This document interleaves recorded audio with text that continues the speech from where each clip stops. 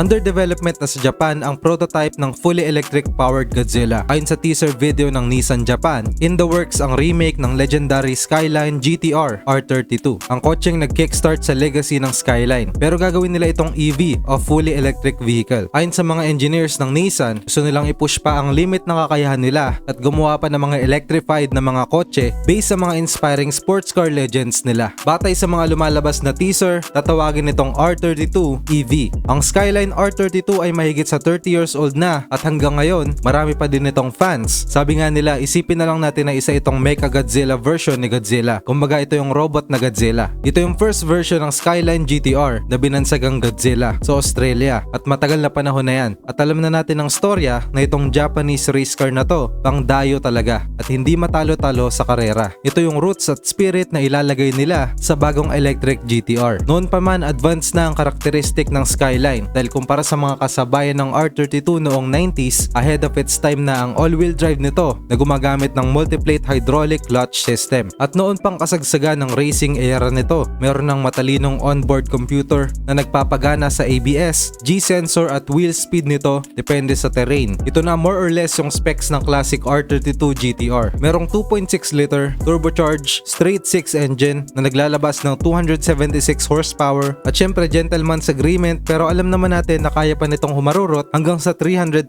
horsepower na unheard of at nakakalula na noong mga panahon na yon. Okay, balik tayo sa electronic version ng R32. Maraming katanungan ang madla. Example na dyan yung tanong na kung magkakaroon pa ba ito ng exhaust notes o fake engine sound para maramdaman pa din yung ungol at lumang Skyline o gagawin nila itong tahimik lang. Sinasabi ng mga engineers na para makasabay ito sa modern standards ng electric vehicles, kinakailangan ito magkaroon ng dual o quad electric motor setup para sa bagong electric all-wheel drive system at kailangan din syempre ng maraming space para sa battery packs. Papalitan nila ang 16-bit computer ng lumang R32 at lalagyan ng malalakas at makabagong computers natin ngayon. Marami silang pangarap dito, gaya na lang ng torque vectoring, instantaneous torque delivery para sa instant 0 to 60 speed at record speed sa isang electric vehicle na tinatayang aabot sa 480 horsepower. Grabe, 480 horsepower para sa isang electric at smart vehicle. Nakakabilib talaga ang mga utak ng mga engineers ng Nissan. Di natin alam kung ano pa ang niluluto ng Nissan sa factory nila. Pero kung ano man yung mga yan,